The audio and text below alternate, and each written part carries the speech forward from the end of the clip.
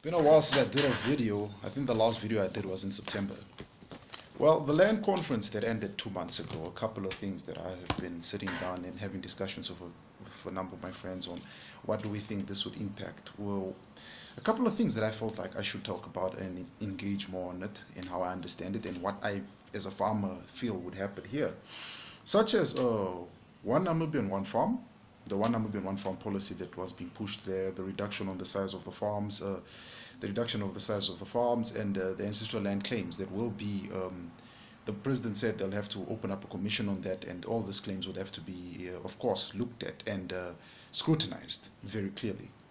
So let me touch on the one Namibian, one farm, because yes, we've had cases of one person owning 6 or 7 farms, or even 2 or 3 farms, which has really caused the problem and has caused a lot of this anger and animosity towards certain people that have so much land and it's one person. But one female farmer, um, who's a white female farmer, engaged me and told me that this would not work because a number of more established commercial farmers have learned how to bypass this process.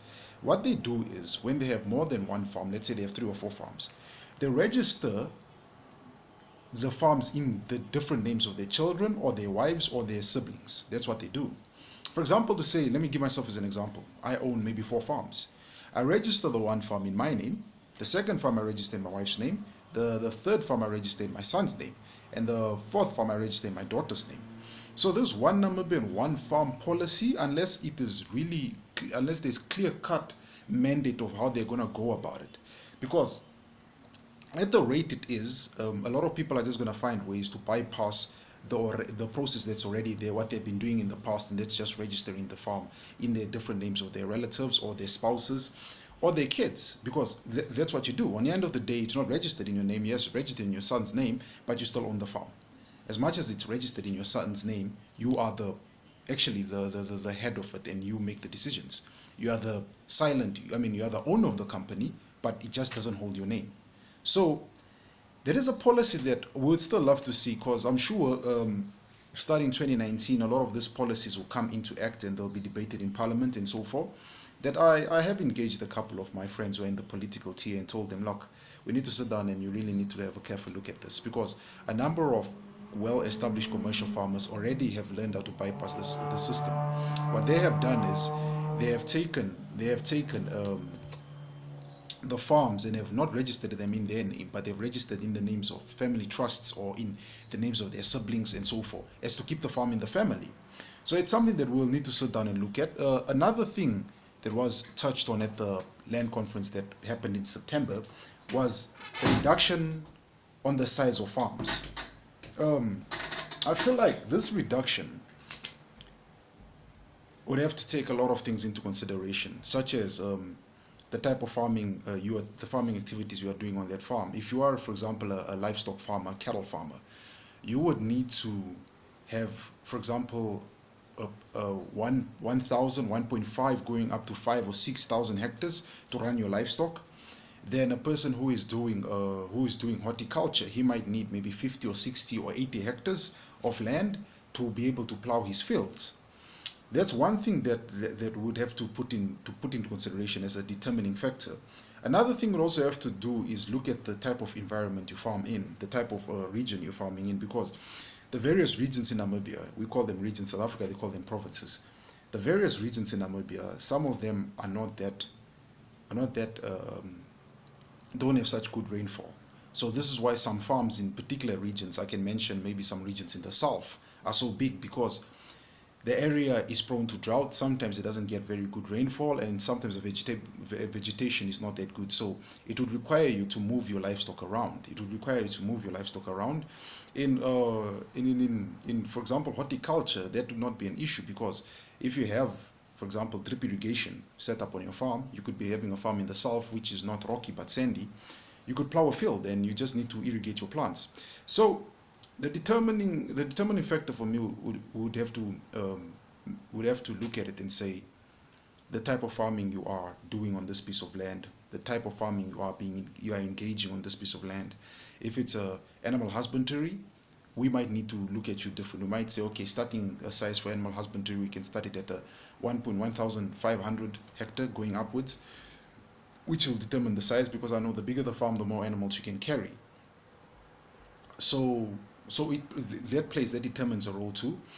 And as I said, with the person who's doing, for example, horticulture, which is the production of fruits and vegetables, planting and plowing, he might need a smaller he might not need such a big farm. He might need maybe a smaller piece of farm with good water, with good water facilities such as underground water, borehole water, where he can irrigate his plants every single day. And not just that, he might also need sufficient land, because don't forget this, in horticulture, the farmers that participate in horticulture do something that is called field rotations, where they would plow a particular field one year and then rotate and plow on another field, as to keep these fields productive, as to not limit or finish their nutrients within, as to not try and finish the nutrients that are in the soil that the plants need to grow.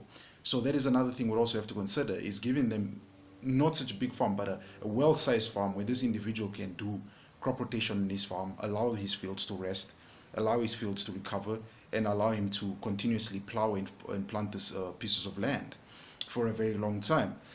Another thing there was a very how do I say, a sore thumb in this conference was the ancestral land claims that the ruling party didn't want to talk about at the land conference. But the president said that he will look to organize a commission, I think a commission of inquiry, where this land claims will be brought into play, and people will a very qualified group of panelists will sit down and will look at every ancestral land claim and see what they can do. Because one thing that Secretary General of the ruling party of SWAPO, Ms. Honorable Sophie Shaningwa, said that they will really have to sit down and look at this, because for some of the indigenous people of the country, ancestral burial sites are allocated on people's commercial farms.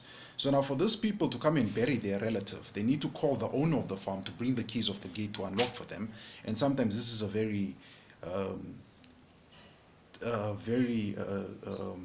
how do I say, a very long and testing a process, because you're already grieving. You want to bury your family relative at the burial place of the family, but now it is found on someone's farm. So now it makes it very difficult for you guys to get access to bury this person. And also, when you guys host your various traditional ceremonies, where you go visit the burial sites of your family and your grandparents and want to talk to your ancestors, it is quite difficult because it is on someone's commercial farm. So sometimes this person would give you the keys and would tell you guys, I need you off the farm at whatever time, so you need to respect this individual.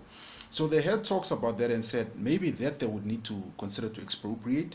Expropriation of land was spoken about, but we will still have to wait and see how it will go about, because the Namibian Farmers Union, NAU president, Mr. Rhino van der Merwe, came up and gave a very moving speech where he had said that, look, I am a Namibian as much as the next person. This is the only country I know, and there's no place else I can go.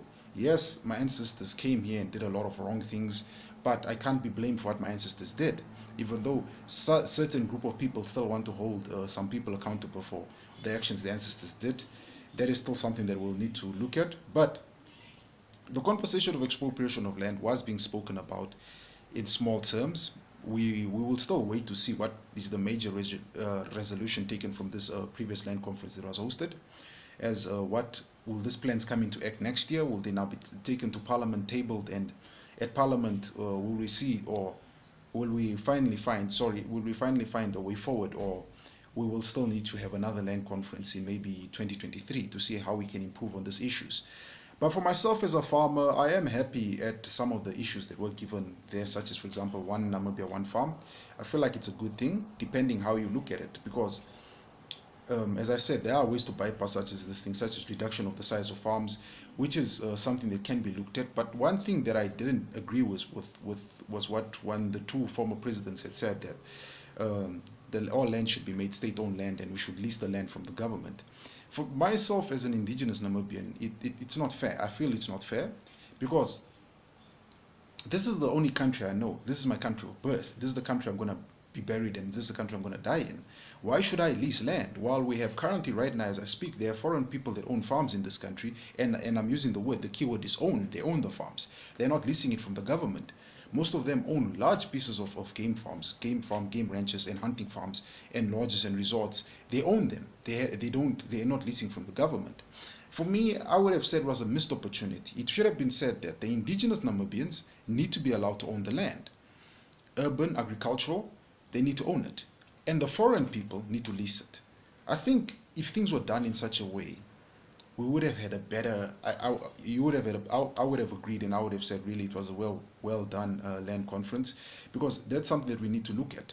Another thing that I also thought that needed to be looked at was the resettlement process, the time period given to people who are resettled on particular farms. We need to sit down and look at it and ask ourselves, why don't we reduce this thing by saying 90-year lease and say that, why is it that if a person is performing well on this farm and within the past 5 or 6 years or 7 years or even 10 years he performed well, why can't we say that after this 6 years or 7 years or 10 years, this guy has performed and has kept this piece of land he was given, the mandate he was given, has kept it productive? Why can't we sit down? Why can't the government sit down and say, let's give the ownership of this land to Mitchell? Mitchell's performing, Mitchell's being productive. Let's let him own the farm. Rather than saying that Mitchell needs to continue continuously leasing, which is not fair, because I believe this 90-year lease issue that has been, contracts that's been signed between the government and the people who are being resettled on these pieces of land is causing problems.